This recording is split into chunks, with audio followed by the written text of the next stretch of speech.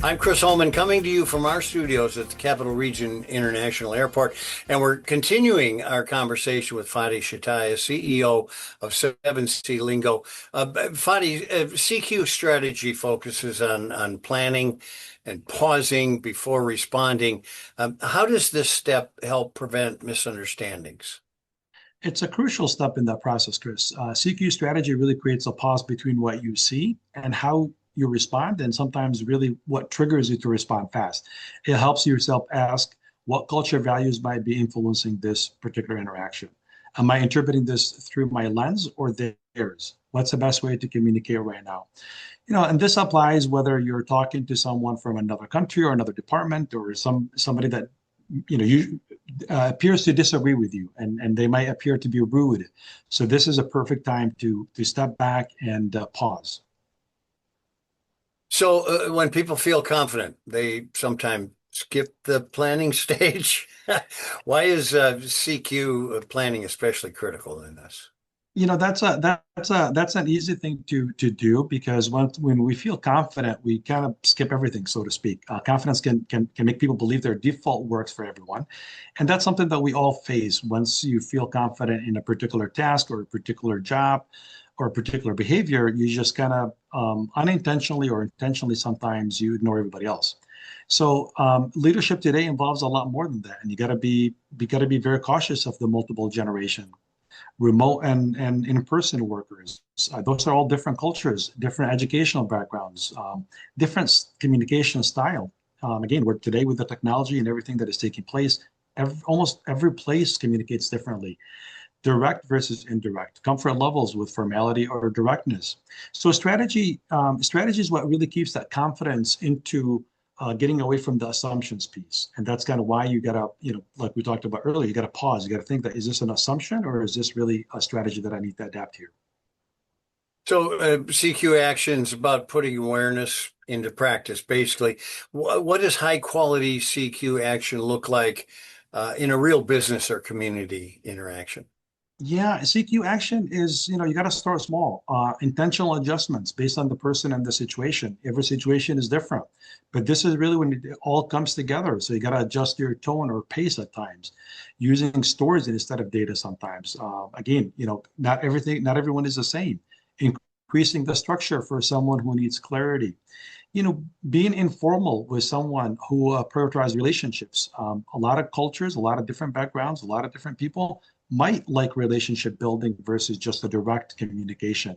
It's not changing who you are at all, and that's something that I highly recommend. Not Don't look at it like you're changing your own self or who you are. It's choosing the most effective approach, especially when you're leading a team.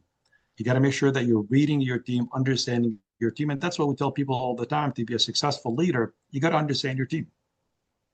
So, this is an obvious segue to the next question. What are common mistakes that people make when they try to, act culturally intelligent without having a strategy?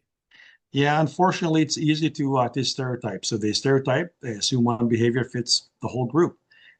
They try too hard sometimes and become performative. They over apologize or become overly cautious, which makes the conversations really awkward. They miss the individual differences inside the group. They just take the general assumption or the stereotype. They forget the two people from the same background might have very different values and different views on a particular subject. So that's something to kind of constantly check yourself on. It's a little like talking politics with relatives before you think, right? Unfortunately, true. Yes. Yeah. So, as organizations kind of prioritize this diversity and global engagement, how can teams train or coach employees to move from awareness to consistent CQ action? Because that's not easy.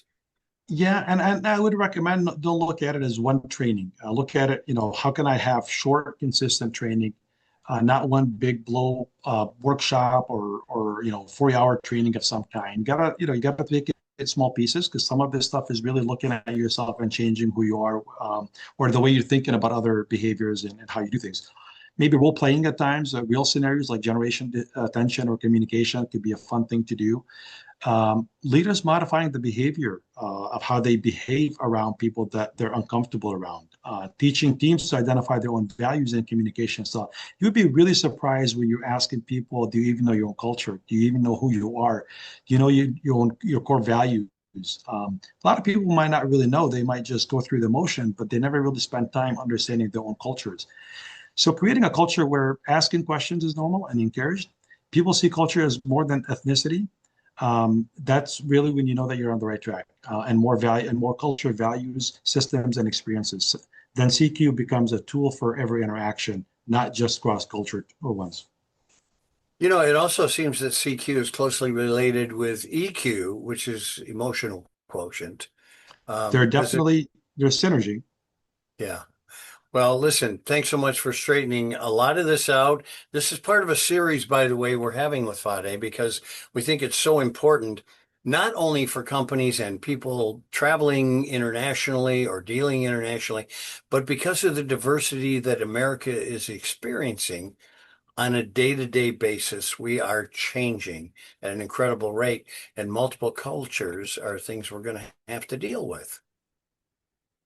Absolutely, absolutely. I mean, and really, the CQ is just much bigger than ethnic backgrounds. It's touching everything with technology, generations, and diversities everywhere. Well, Fateh, thanks for joining us. We will have you back because we know we're not done learning, right? Fathy Shetiah, founder, president, and CEO of 7C Lingo. Thanks for your time, bud. Thank you, Chris. Appreciate it. You're watching the Michigan Business Beat on the Michigan Business Network. I'm Chris Holman.